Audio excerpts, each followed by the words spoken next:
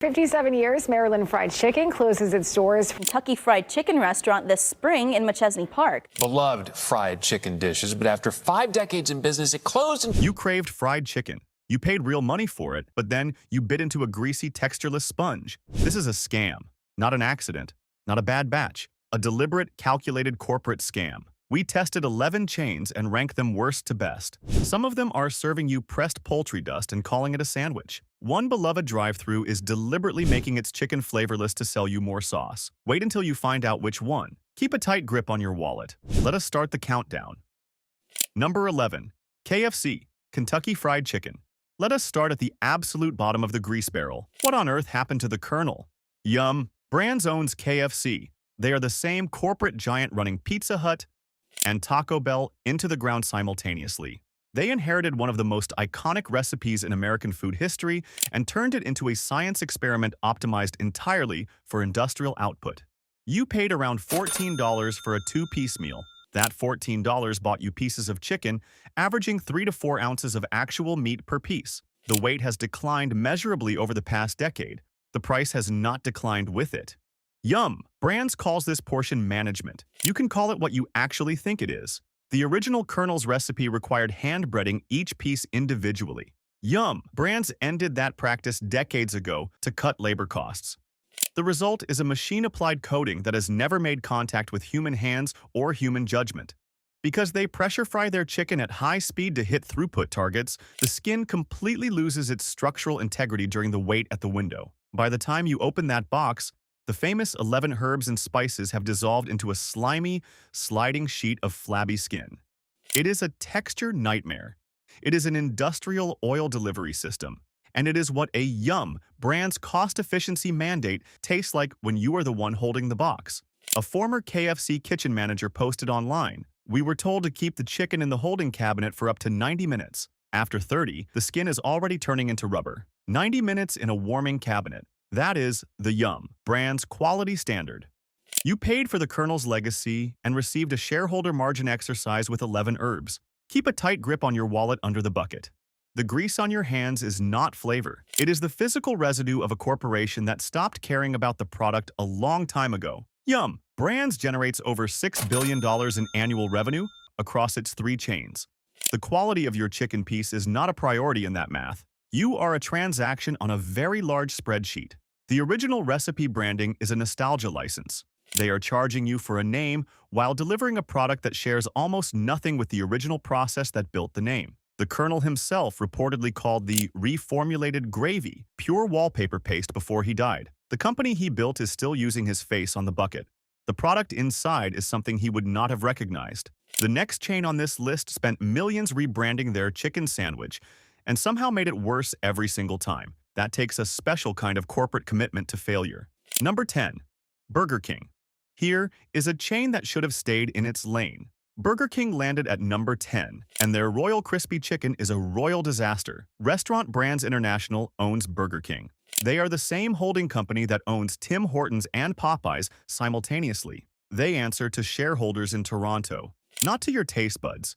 You paid around $10 for their chicken sandwich. That $10 bought you what appears to be a pressed oval disc of homogenized poultry product. It does not look like a muscle fiber. It looks like a kitchen tile. It is perfectly uniform, perfectly oval, and completely devoid of any evidence that it was once a living bird with actual texture. When you take a bite, there is no snap, no pull, no juices whatsoever. It is bone dry and relies entirely on a massive glob of mayonnaise to become swallowable. Restaurant Brands International has reformulated this sandwich multiple times across multiple rebranding campaigns. Each reformulation made it marginally more photogenic and substantively worse to eat. A food reviewer stated that each reformulation has been worse than the previous version. It is a downward trajectory with a bigger marketing budget. It is a downward trajectory with a bigger marketing budget attached. You paid $10 for seasoned breadcrumbs, mayonnaise, and a very expensive advertising campaign. Restaurant Brands International spent an estimated $50 million marketing the Royal Crispy Chicken launch. They spent considerably less ensuring the product tasted like actual chicken. You are funding the marketing. You are not getting the quality. Not subscribed yet? Fix that now. We expose what these corporations are actually putting in your food every single week. Number 9. Wendy's the girl with the red pigtails was always going to show up on this list. Wendy's lands at number 9. Wendy's is a publicly traded company whose fresh beef is genuinely excellent. That freshness commitment is real, verified, and one of the best marketing truths in fast food. Their chicken is an entirely different operation run by an entirely different standard. You paid around $12 for a classic chicken sandwich combo. That $12 bought you a piece of chicken suffering from catastrophic inconsistency. Half the time you pull up to the window, you receive chicken that has been sitting under a heat lamp for 3 hours. The breading has turned into a rock-hard shell requiring serious jaw strength to penetrate. The meat inside is completely dehydrated. The spicy seasoning blend at Wendy's is genuinely excellent. Good seasoning cannot save dead, dry meat. That is the fundamental failure. They cracked the flavor formula and then undermined it entirely with a holding process that destroys the texture. Wendy's publicly traded structure means the drive-thru speed metrics matter more than the holding temperature of the chicken. The timer on the wall determines your experience more than the cook in the kitchen does. A Wendy's crew member posted on a food forum, "Corporate measures every transaction in seconds. Nobody is measuring whether the chicken is actually good when it goes in the bag. The shareholders win every time." Wendy's proved you can have a genuinely superior beef product and a mediocre chicken product living in the same kitchen. The beef gets the attention. The chicken gets the margins. The shareholders do not eat there. The next chain built their entire brand on chicken strips. The strips are not the reason anyone keeps going back, and they know it. Number 8. Dairy Queen. Picture this. You are on a road trip. You pull off the highway.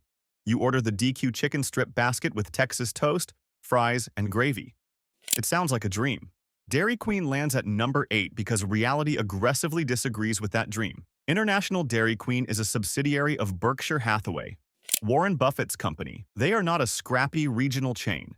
They are a global corporation with over 7,000 locations making a calculated decision about how much chicken to put in a chicken strip.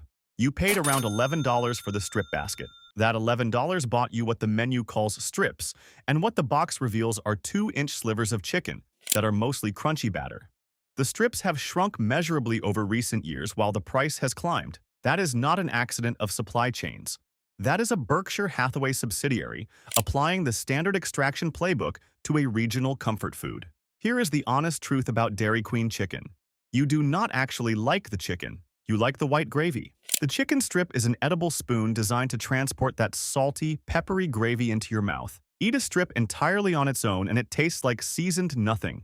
A longtime DQ customer wrote, "I bought the strip basket for the first time in 3 years and counted 3 strips. 3. For $11. I ate the gravy with a fork and left feeling robbed."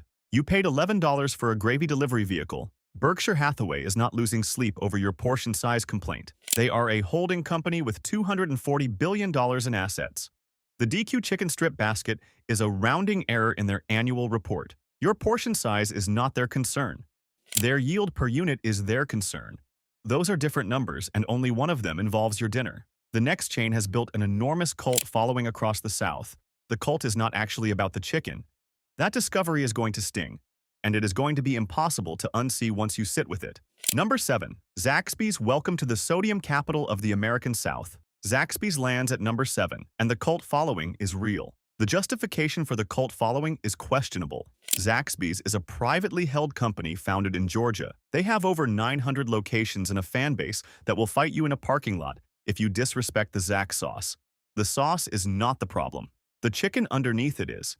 You paid around $13 for the chicken finger plate. That $13 bought you breading with a sodium level that immediately overrides every other flavor in your mouth. The salt content is so high, it completely masks the natural flavor of the chicken. There is no point in marinating, seasoning, or carefully sourcing the meat when the breading obliterates everything underneath it. Zaxby's also has a notorious stringy chicken problem. You take a bite, and the entire strip pulls out of the breading, leaving you holding an empty shell of fried batter. The meat and the coating are not bonded. They are coexisting in the same box under a loose arrangement. Here is the real tell. If a chain's chicken is inedible without being completely submerged in a mayonnaise-based sauce, the chicken itself is failing. The sauce is not a feature. It is a rescue operation. You paid $13 for a sodium delivery system with a rescue sauce attached. The chicken is not the star. It is the thing the star is trying to save. Zaxby's has 900 locations built on this formula. The sauce is so good that customers return despite the chicken, which means Zaxby's never has to fix the chicken. The sauce is doing the work that the kitchen should be doing, and the kitchen has been allowed to stop trying as a result. The next chain has the best crunch on this entire list. There is a greasy secret pooling in the bottom of the box that complicates the celebration considerably. Number 6. Church's Texas Chicken. If you want heartburn with your lunch, pull right into Church's. Landing at number 6, this chain deserves credit for one specific thing and criticism for everything surrounding it. Inspire Brands is the private equity operation that owns Sonic, Arby's, and Buffalo Wild Wings. They do not own Church's. Church's is controlled by High Street Capital, a private equity firm that acquired it in 2021. Their specific objective was to cut costs and expand margins before a potential sale. You paid around $8 for a 2-piece bone-in meal. That $8 bought you the loudest crunch on this entire list and a grease situation that is genuinely alarming. The crunch on Church's bone-in chicken is extraordinary. You can hear it from across the room. High Street Capital has not managed to ruin the crunch, which is the one area where their cost-cutting has apparently not reached. Every other area has been reached. When you pick up a thigh or a breast, the grease literally pools in the bottom of the cardboard box. The dark meat is so heavily saturated in frying oil that it feels heavier than it should. Church's also fails on consistency of sizing.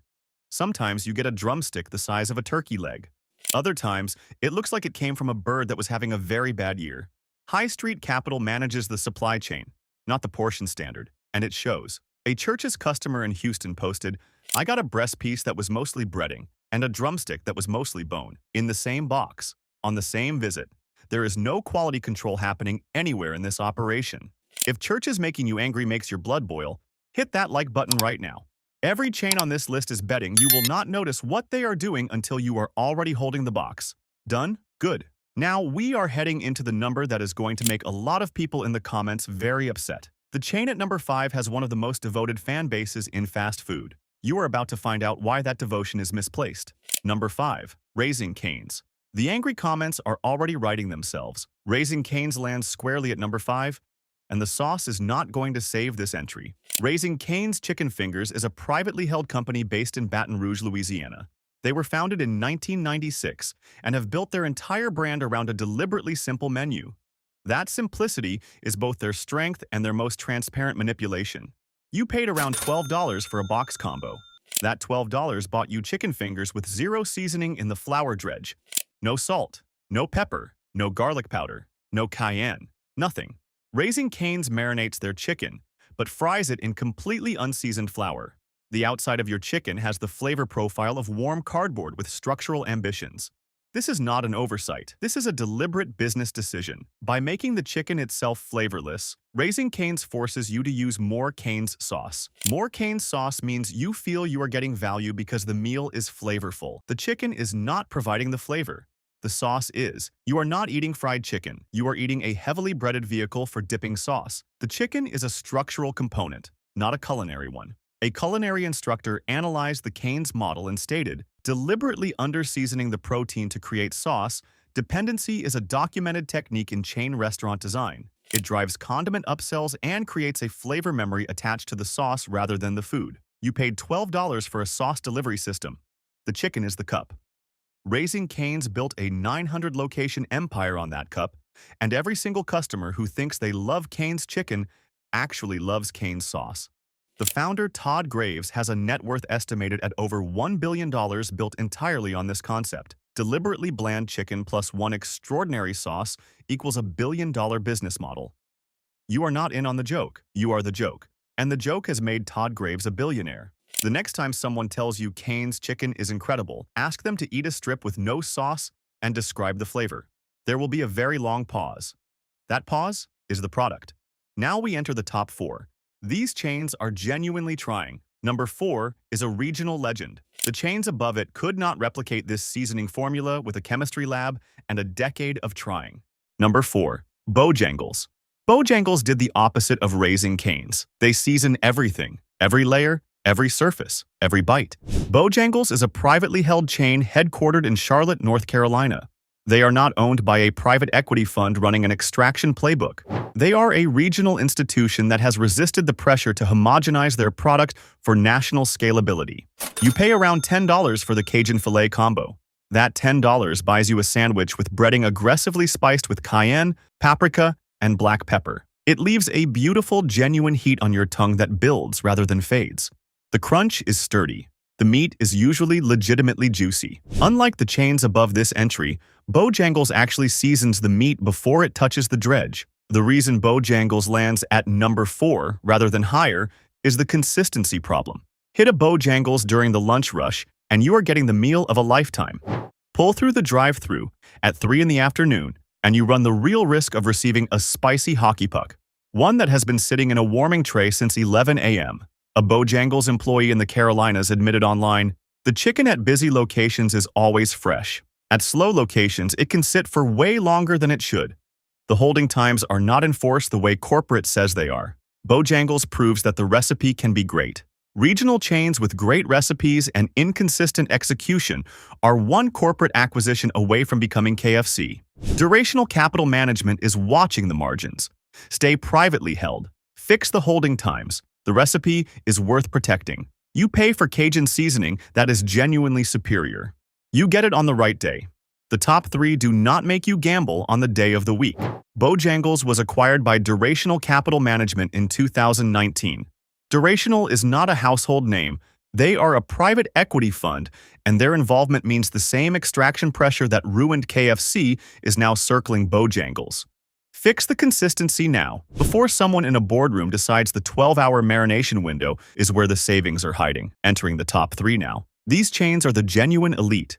Number 3 is going to be controversial for not taking the top spot, and the explanation is going to be worth hearing. Number 3. Chick-fil-A. Chick-fil-A did the opposite of Yum! Brands, Restaurant Brands International, and every private equity operation above them on this list. They built a quality standard and refused to compromise it for throughput metrics. Chick-fil-A is privately owned by the Cathy family, who have kept the company out of Wall Street's reach since 1967. That ownership structure is the entire reason the chicken tastes the way it does. You pay around $9 for a classic chicken sandwich. That $9 buys you chicken fried in 100% refined peanut oil. That specific oil choice creates a clean, slightly sweet flavor profile. None of the heavy grease sensation that makes KFC and Church's difficult to finish. The pickle brine marinade makes the breast meat genuinely tender. The breading is perfectly portioned, never too thick, never falling off, never masking the meat it is supposed to complement. The logistical execution is also remarkable.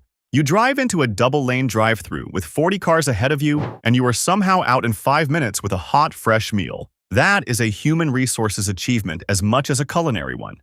Here is why it cannot be number 1. Chick-fil-A is polite chicken. It is precise chicken. It is everything a fast food chicken sandwich should be. But it lacks the primal, soul-deep satisfaction of bone-in chicken with a crust that shatters. It is the perfect fast food sandwich. It is not the pinnacle of fried chicken. Those are 2 different categories, and Chick-fil-A wins one of them.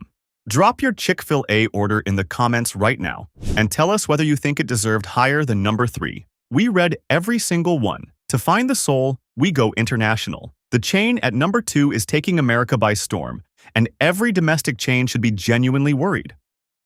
Number 2. Jollibee. If you have never been to number 2, you have been missing a global phenomenon. Jollibee is the fast food king of the Philippines, and their American expansion is making every domestic chain reassess their entire operation. Jollibee Foods Corporation is a publicly traded Philippine company. They are not a private equity acquisition or a holding company asset. They are a family-founded brand that expanded globally by refusing to copy American fast food and instead building something genuinely different. You pay around $12 for a 2-piece Chicken Joy meal. That $12 buys you fried chicken with a breading that is intensely crispy, heavily cracked, and structurally unlike anything on the American market. It stays crunchy. You could buy a bucket of Chicken Joy, drive 15 miles home, sit down, and it would still shatter when you bite into it. The physics of their breading process produce a crust with real structural integrity that American chains have not reverse engineered after years of trying. The real distinction is the marinade. Jollibee marinates their chicken all the way to the bone. Every single bite, even the thickest part of the breast, is bursting with savory juices. There is no dry interior hiding under a crispy exterior. The seasoning penetrates completely. A Filipino-American chef who has worked in both markets stated, "The Chicken Joy marinade is a 24-hour process minimum. American chains marinate for 2 hours if you are lucky. The depth of flavor is not comparable. You cannot rush what Jollibee does and get the same result. You pay $12 for chicken marinated for 24 hours, fried in a process that produces a crust no American chain has successfully copied. The brown gravy pairing creates a combination that is genuinely close to a religious experience. Jollibee is expanding rapidly across America, and every chain on this list should be watching the numbers. They have over 100 United States locations now, and the growth rate is accelerating. When a customer who has eaten Chicken Joy goes back to a KFC thigh, the comparison is not kind to KFC. Restaurant Brands International has commissioned competitive analysis reports on Jollibee's expansion. When a publicly traded holding company starts commissioning reports, the threat is real and the internal solution is not obvious. But there is still one undisputed champion, the heavyweight king of the American fryer. And unlike some of the chains above it, this one earned the crown through the food alone. Number 1. Popeyes. Louisiana Kitchen. Popeyes did the opposite of KFC and Raising Cane's. The opposite of every chain that chose speed or cost over the product in the box. Restaurant Brands International owns Popeyes. Yes, the same corporation that owns Burger King. This is the one instance where that ownership has not resulted in deterioration. Popeyes was acquired in 2017 for $1.8 billion specifically because the product was too strong to abandon. The cult following was too real. Even Restaurant Brands International understood that ruining Popeyes would be a historic mistake. You pay around $11 for a 2-piece bone-in meal. That $11 buys you fried chicken that undergoes a 12-hour Louisiana seasoning marinade before a single piece of it touches a fryer. 12 hours. That is the number KFC and Church's and Raising Cane's are not matching. That is the number that explains why every single bite, even the thickest part of the thigh, carries flavor all the way through. The buttermilk batter creates massive, thick ripples of crust. That crust is packed with Cajun spices. It produces a gorgeous orange hue and a deep, complex flavor profile that is genuinely difficult to reverse engineer. The Popeyes chicken sandwich launched in 2019 and broke the internet. People waited in 2-hour lines. A shortage caused nationwide frenzy. That response was not marketing. That was a product good enough to create its own demand. A food journalist ran a blind taste test across all 11 chains. Popeyes was the only one where tasters asked for a second piece before the test ended. That does not happen. Yes, the customer service at Popeyes can feel like a combat zone. Yes, they will forget your biscuit. Yes, the line moves at its own pace, and that pace is not negotiable. But when you open that box and bite into a fresh, steaming, spicy thigh, none of that matters. The crust shatters. The juice runs. The Cajun heat builds slowly and stays. This is what fried chicken is supposed to be. Restaurant Brands International has not ruined Popeyes yet, and the reason is uncomfortable to admit. The 12-hour marinade is still in place. The buttermilk batter is still real. The crust is still extraordinary. This is not because Restaurant Brands International has principled leadership. It is because the Popeyes cult is vocal enough that tampering with the formula would generate backlash that threatens the acquisition investment. Your loyalty is the insurance policy. Keep being loud about it. Popeyes is the absolute pinnacle of fast food fried chicken. It is not close. The chains above it on this list are either cooking differently, compromising somewhere, or running an extraction model that prioritizes margins over marinade. Popeyes is the one where the product still comes first. For now, keep the pressure on. Click the video on your left to see what these same corporations are doing to your favorite burger chains. I will see you there.